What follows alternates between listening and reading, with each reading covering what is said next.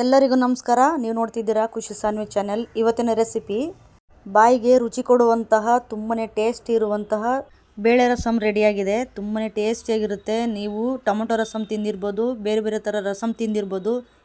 ನಾನು ತೋರಿಸ್ಕೊಟ್ಟ ರೀತಿಯಲ್ಲೇ ನೀವು ರಸಂ ಮಾಡಿದ್ರೆ ತುಂಬನೇ ಟೇಸ್ಟಿಯಾಗಿ ಬರುತ್ತೆ ಮತ್ತು ತುಂಬ ಇಷ್ಟ ಆಗುತ್ತೆ ನಿಮ್ಮೆಲ್ಲರಿಗೂ. ಹಾಗಾದರೆ ಬನ್ನಿ ಯಾವ ರೀತಿ ಮಾಡೋದು ನೋಡೋಣ. ಇಲ್ಲಿ ಮೊದಲಿಗೆ 1 ಕಪ್ಪು ತೊಗರಿಬೇಳೆನ ತಗೊಂಡಿದ್ದೀನಿ. ಇದನ್ನು 2 ರಿಂದ 3 ಸಲ ವಾಶ್ ಮಾಡ್ಕೋಬೇಕಾಗುತ್ತೆ. ಬೇಳೆನ ತೊಳೆದ ನಂತರ ಇಲ್ಲಿ ನಾನು 2 ರಿಂದ 3 ಮೀಡಿಯಮ್ ಸೈಜ್ ಟೊಮೊಟೊನ ಉದ್ದುದ ಕಟ್ ಮಾಡಿ ಸೇರಿಸ್ತಾ ಇದ್ದೀನಿ. ನೀವು ಬೇಕಾದರೆ ಆಪಲ್ ಟೊಮೊಟೊ ಬೇಕಾದರೆ ಸೇರಿಸ್ಬೋದು. ಇಲ್ಲಿ ನಾನು ಟೊಮೊಟೊ ಹಾಗೂ ಬೇಳೆನ ಮುನುಗುವಷ್ಟು ನೀರನ್ನ ಸೇರಿಸ್ತಾ ಇದ್ದೀನಿ, 1.5 ಲೋಟ. ಹಾಗೆಯೇ ಒಂದು ಸ್ವಲ್ಪ ಅರಿಶಿನ ಪುಡಿ ಹಾಕ್ಕೊಳ್ಳಿ. ಹಾಗೆಯೇ ಒಂದು 7 ರಿಂದ 8 ಕರಿಬೇವು ಎಲೆನ ಸೇರಿಸ್ಕೊಳ್ಳಿ.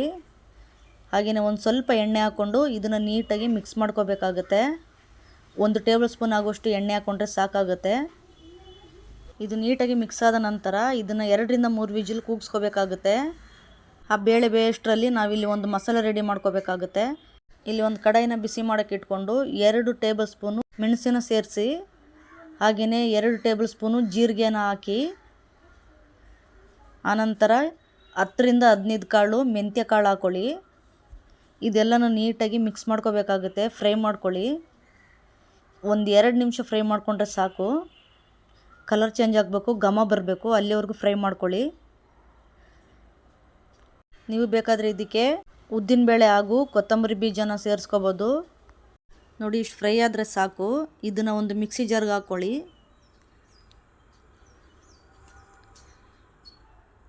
ಇದಾದ ನಂತರ 1 ಗಡ್ಡೆ ಬೆಳ್ಳುಳ್ಳಿನ ಸಿಪ್ಪೆ ತೆಗೆದು ಸೇರಿಸ್ತಾ ಇದ್ದೀನಿ.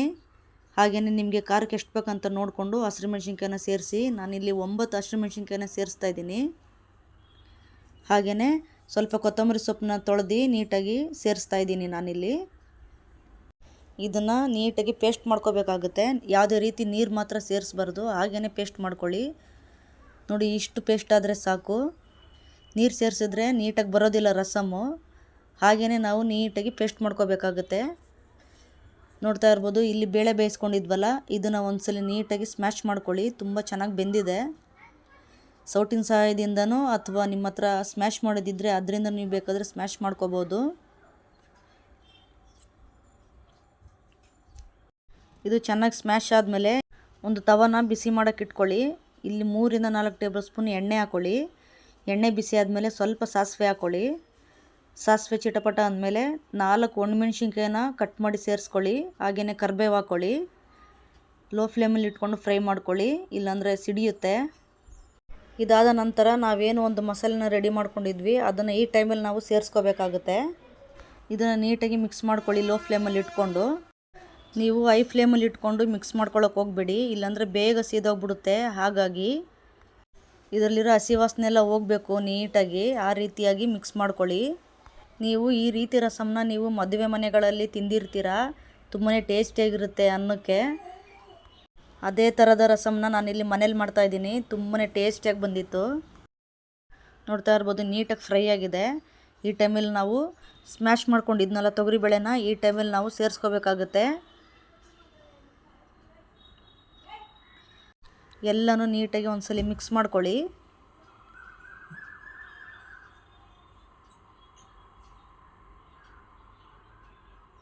ಇದೆಲ್ಲ ಮಿಕ್ಸ್ ಆದ ನಂತರ ನಿಮಗೆ ನೀರು ಎಷ್ಟು ಬೇಕಂತ ನೋಡಿಕೊಂಡು ಸೇರಿಸ್ಕೋಬೇಕಾಗುತ್ತೆ. ನಾನಿಲ್ಲಿ 1.5 ಲೋಟ ಆಗುವಷ್ಟು ನೀರನ್ನ ಸೇರಿಸ್ತಾ ಇದ್ದೀನಿ. ನಿಮಗೆ ನೀರು ಎಷ್ಟು ಬೇಕಂತ ನೋಡಿಕೊಂಡು ನೀವು ಕನ್ಸಿಸ್ಟೆನ್ಸಿನ ಅಡ್ಜಸ್ಟ್ ಮಾಡ್ಕೊಳ್ಳಿ. ನನಗೆ ಇಷ್ಟು ನೀರಾದರೆ ಸಾಕು. ಹಾಗೆಯೇ ಈ ಬೇಳೆ ರಸಮು ತೆಳುವಾಗಿದ್ರೇ ತುಂಬ ಚೆನ್ನಾಗಿ ಬರೋದು ಟೇಸ್ಟಿಯಾಗಿ. ಹಾಗೆಯೇ ರುಚಿಗೆ ತಕ್ಕಷ್ಟು ಉಪ್ಪು ಹಾಕ್ಕೊಳ್ಳಿ. ಉಪ್ಪು ಹಾಕಿದ ತಕ್ಷಣ ನೀಟಾಗಿ ಮಿಕ್ಸ್ ಮಾಡ್ಕೊಳ್ಳಿ. ಹಾಗೆಯೇ ಇದು 1-2 ಕುದಿ ಬರಬೇಕು. 2 ಕುದಿ ಬಂದ ನಂತರ ಹುಣಸೆಹಣ್ಣಿನ ರಸ ಹಾಕ್ತಾಯಿದ್ದೀನಿ ನಾನಿಲ್ಲಿ. ಇದೆಲ್ಲ ನೀಟಾಗಿ ಒಂದ್ಸಲಿ ಮಿಕ್ಸ್ ಮಾಡ್ಕೊಳ್ಳಿ. ನೀವು ಯಾವಾಗಲೂ ಒಂದೇ ರೀತಿಯಾಗಿ ಸಾಂಬಾರು ಮಾಡ್ಕೊಂಡು ತಿಂತಾಯಿದ್ರೆ ನೋಡಿ, ಈ ರೀತಿಯಾಗಿ ಒಂದ್ಸಲಿ ಸಾಂಬಾರು ಮಾಡ್ಕೊಂಡು ತಿನ್ನಿ. ತುಂಬಾ ಟೇಸ್ಟಿಯಾಗಿರುತ್ತೆ. ನಿಮಗೆಲ್ಲರಿಗೂ ಇಷ್ಟ ಆಗುತ್ತೆ ಈ ಸಾಂಬಾರು ರಸಮ್ಮು. ನಿಮ್ಗೆ ಹುಷಾರಿಲ್ಲ ಅಂದಾಗ ಬಾಯಿ ಏನಾದರೂ ಕೆಟ್ಟೋಗಿದ್ದರೆ ಈ ರೀತಿ ನಾವು ರಸಮ್ನ ಮಾಡ್ಕೊಂಡು ತಿನ್ಬೋದು. ನೋಡ್ತಾ ಇರ್ಬೋದು, ತುಂಬ ಚೆನ್ನಾಗಿ ರೆಡಿಯಾಗಿದೆ ರಸಮ್ಮು. ಹಾಗೆಯೇ ಫೈನಲಾಗಿ ಕೊತ್ತಂಬರಿ ಸೊಪ್ಪು ಹಾಕ್ಕೊಳ್ಳಿ. 1 ಕುದಿ ಬರೋವರೆಗೂ ಕುದಿಸ್ಕೊಳ್ಳಿ ಸಾಕು. ಬೇಳೆ ರಸಮ್ ರೆಡಿನೇ ಆಗೋಯ್ತು. ತುಂಬಾ ಟೇಸ್ಟಿಯಾಗಿರುತ್ತೆ. ನಾವು ಈ ಸಾಂಬಾರನ್ನ 2ರಿಂದ 3 ದಿನ ಬೇಕಾದರೆ ಇಟ್ಕೊಂಡು ತಿನ್ಬೋದು. ಅಷ್ಟು ಚೆನ್ನಾಗಿರುತ್ತೆ ಸಾಂಬಾರು. ತುಂಬಾ ಟೇಸ್ಟಿಯಾದ ತುಂಬಾ ಈಸಿಯಾದ ಬೇಳೆ ರಸಮ್ ರೆಡಿಯಾಗಿದೆ. ಈ ರೆಸಿಪಿ ತಮ್ಮೆಲ್ಲರಿಗೂ ತುಂಬಾ ಇಷ್ಟ ಆಗಿದೆ ಅಂತ ಅಂದ್ಕೊತೀನಿ. ಪ್ಲೀಸ್ ಇನ್ನೂ ನನ್ನ ಚಾನಲ್ ಯಾರು ಸಬ್ಸ್ಕ್ರೈಬ್ ಮಾಡಿಲ್ಲ ದಯವಿಟ್ಟು ಸಬ್ಸ್ಕ್ರೈಬ್ ಮಾಡಿ, ಲೈಕ್ ಮಾಡಿ, ಶೇರ್ ಮಾಡಿ, ಕಮೆಂಟ್ ಮಾಡಿ. Thank you.